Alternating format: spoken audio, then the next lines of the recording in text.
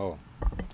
Hello and welcome to this yet another interesting episode of Know Your Church here at Church of Uganda Family TV. And remember, this particular segment is always put aside for you to know where you pray from. Most of the times, I always mention you go to churches, but you don't know the history behind this church. You don't even know the people who brought up this church. So this is why Know Your Church is here. And now, specifically, we are still rotating around Namirembe Diocese, specifically St. Paul's Cathedral, where we are having Reverend Canon Lubega, who has been taking us through this. And of course, we are still having a lot of information to uncover and to discover from St. Paul's Namirembe Cathedral. So we have, like we talked about, you now at least you could be knowing how Namirembe Cathedral came up. The first structure that was put up, grass thatched, then blown away by wind. Then they kept on evolving until we have this beautiful one, which has spent very many years, by the way. And it also got to a test of being hit by a bomb.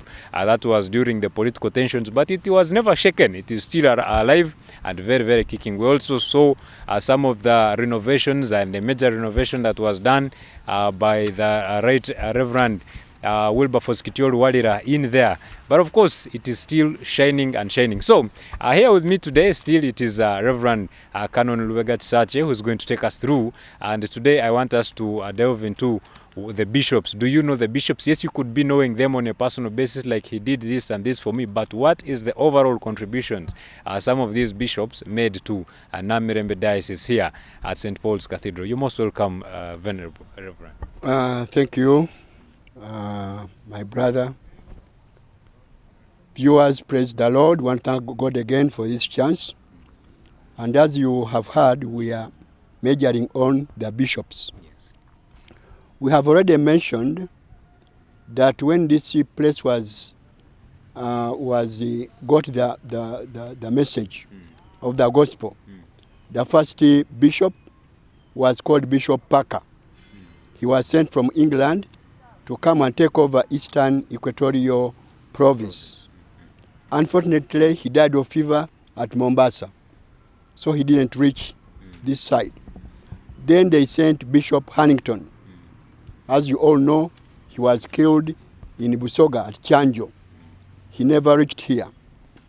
And then Bishop Alfred Tucker. Bishop Alfred Tucker came and took over this vast area.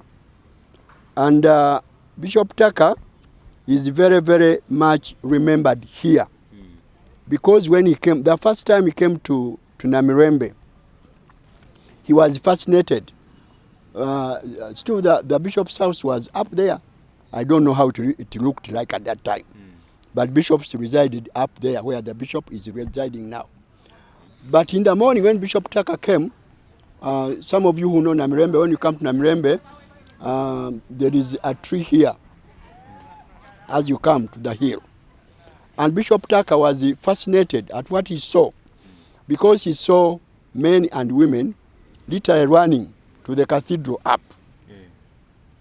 And during that time, viewers, you should know that the ladies used to carry their mats and the chairs for their husbands. And the husbands used to walk with their walking sticks. So Bishop Tucker saw the ladies running and the gentlemen also running. Why? Because at that time, the Christians would come from 9 to study. That's why they are called Abasomi. They would come to study, and what do they study? The letters. A, E. In Uganda we say A, E, O, U. So the first time was to study, so that everybody could read the Bible. And then Bishop Tucker is also remembered, because when he came here, he told the people of England that let us divide this vast area and we create a diocese called Uganda. We have already talked about Uganda as a diocese, and we shall talk more about it. But Bishop Tucker is remembered. Why? Because when he came here, you remember we are getting a church from England. And the Church of England was under Her Majesty the Queen. and the Queen was solely responsible for the running of that church. And so they asked Bishop Tucker, what are you going to do in Uganda? And he said, I want to start a church which is self-governing, self-propagating, and self-sustaining. So that is why he is very, very much remembered. Because he said the church should be self-governing, that it should have Africans who can do the leadership. But it also should preach the gospel themselves, and then they should sustain.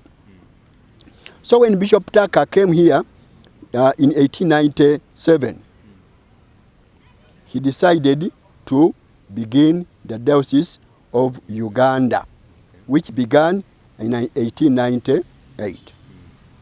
And then he started a theological school up on the hill. After that, that college was moved to Mukono, and it was called Bishop Tucker Theological College, BTTC, where Uganda Christian University is moved there in 1913. Bishop Tucker is remembered because during his tenure, that's when they made the Buganda Agreement. And it is said that Uganda Agreement was made in the bishop's house up on the hill. And you know, Bishop Tucker was the one helping the locals to understand the English. And he did a great work. So Bishop Tucker is greatly remembered for that. But he's also remembered because during his time is when the Uganda Protectorate began. And it is said, it's not written anywhere, but it is said that he guided the Baganda, because he told them that you are going to select what kind of government you want. And there are two words. One word is longer and one word is smaller. You may be tempted to select a smaller one. There were two words, protectorate and the colony. The old Baganda say he guided them that you choose the longer one. Don't choose the shorter one. Okay. And they chose protectorate. That's what we hear from the stories. So you see, Bishop Tucker was a great person here in the history of the church, both in Uganda and also Namirembe. We have said that there were many bishops who were here, because from Bishop Tucker we have Bishop J.J. Wilson. Bishop Tucker was here from 1890 up to 1899.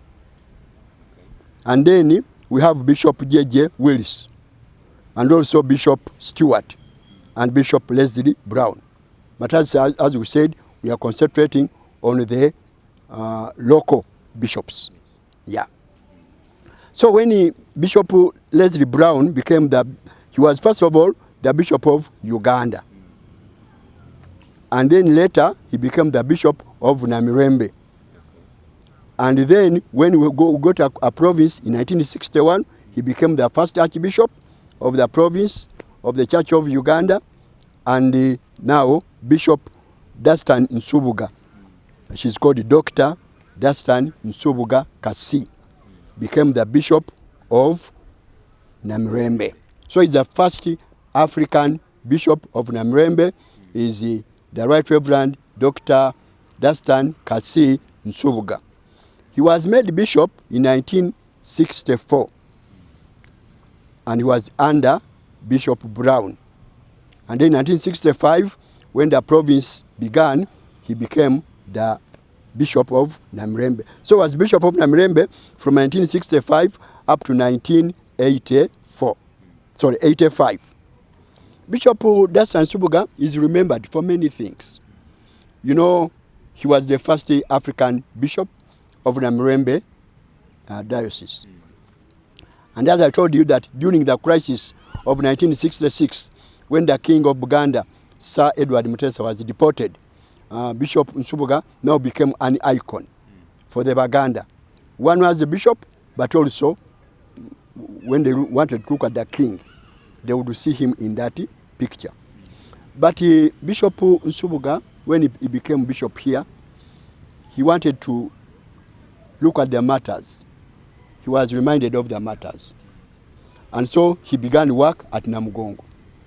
Namugongo, where now the museum, Uganda Museum, Christian Museum is. But also he began work at Busega, because Busega, that's where the first martyrs were killed. So he began at Namugongo and then Busega. And then during his tenure, you remember, we are celebrating 100 years of Christianity. That is in 1977, when Archbishop Janani Rum was killed. So we are celebrating. And he started 2 memorials. One was the Uganda Martyrs Memorial Hall at Namugongo. When you get to Namugongo, you will see that large building. And then he started another building here, which is called, now it's called the Centenary Building, which is now housing the Namirembe Diocesan offices.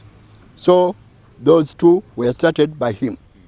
But also during his time, government wanted to help people who want to develop.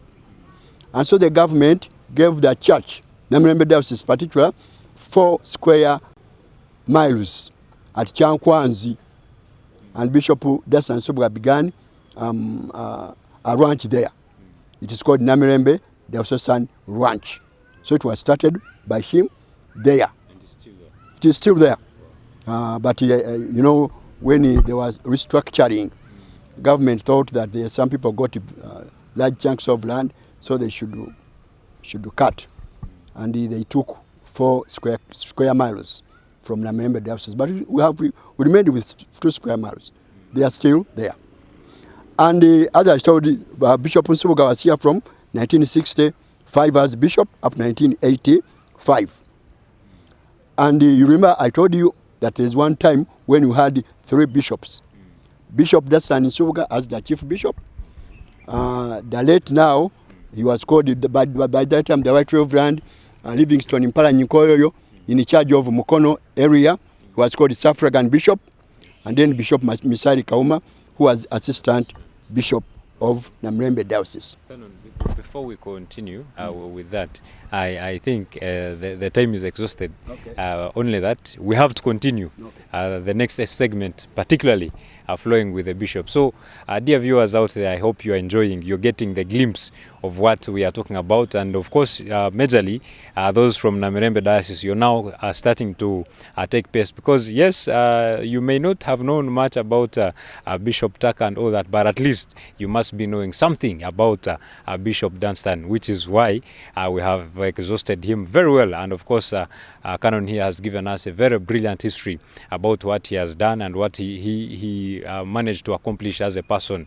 We are very proud of the new synod building, or we call it the Centenary Building, which is housing the diocesan offices of Namirembe Diocese, and that was actually his efforts to start it up. So all that we're going to be continuing, and of course we're going to talk about all the bishops until the current one, who is Right Reverend Moses Banja. So this is Know Your Church. My name is Luke Majumba Alnaitwe. See you on the next episode.